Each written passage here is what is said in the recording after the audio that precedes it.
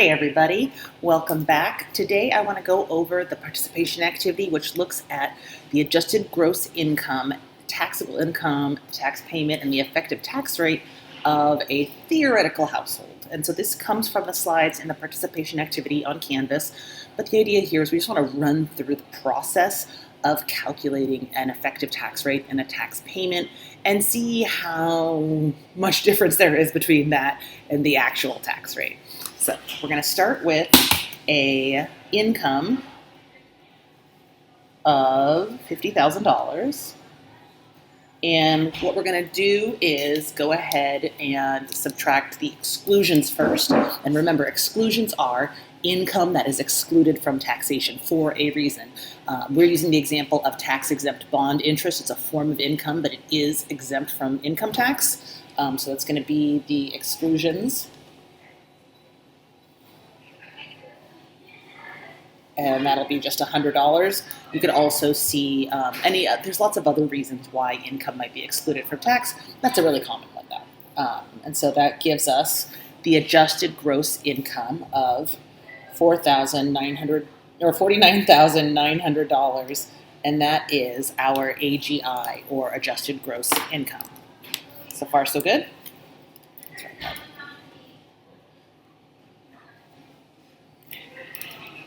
Cool. So now that we've got our income and we've excluded our bond interest income, then we can go ahead and take out the personal exemptions. And the personal exemptions are just exemptions created by the government, and you get to exempt one exemption for every person in your household. So it's an incentive to have children, it's an incentive to get married. And so we have $3,000 exemptions for each of the 3 people in our household. So that's going to be $9,000 in exemptions, right? $3,000 times 3 people is $9,000. And so we're going to subtract that from our adjusted gross income. So we get $49,900 minus $9,000 gives us $40, or $40,900. I'm going to get it right one of these times. So now we've got $40,900, and we want to do our deductions. And deductions are that thing where people talk about itemizing deductions versus standard deductions. Depending on your income level, lower income households tend to use the standard deduction.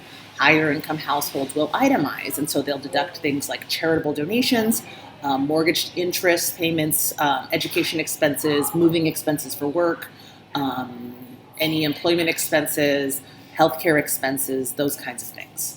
And so our deductions are going to be $9,700 for this household. So now we have $50,000 minus $100 of excluded income, gives our adjusted gross income. We're going to take out our exemptions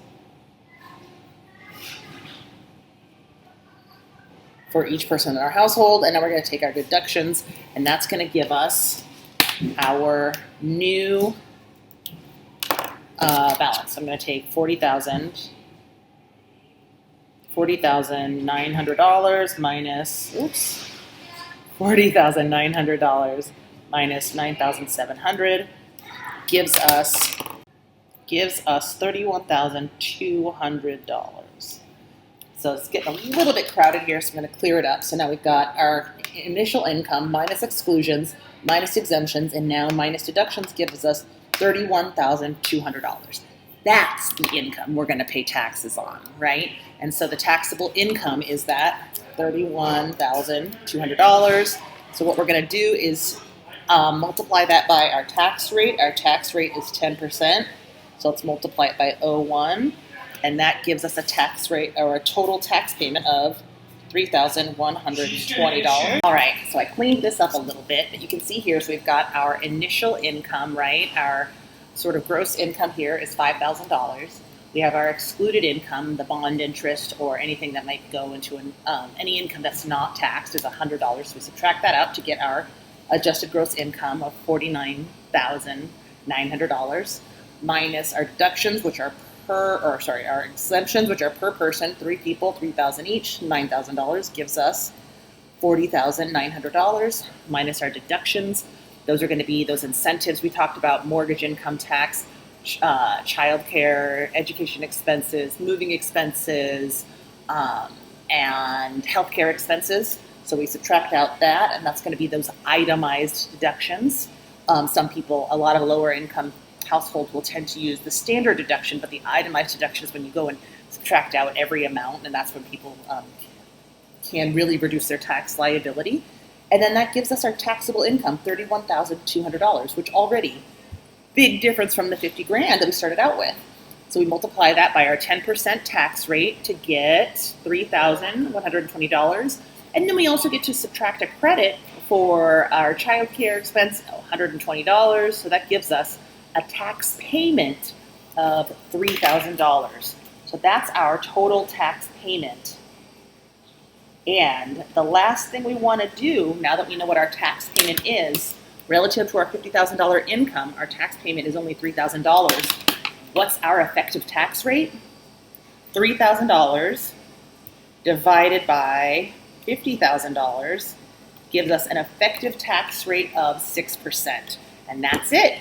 So let me know what questions you have, and I'll see you all next time. Thank you.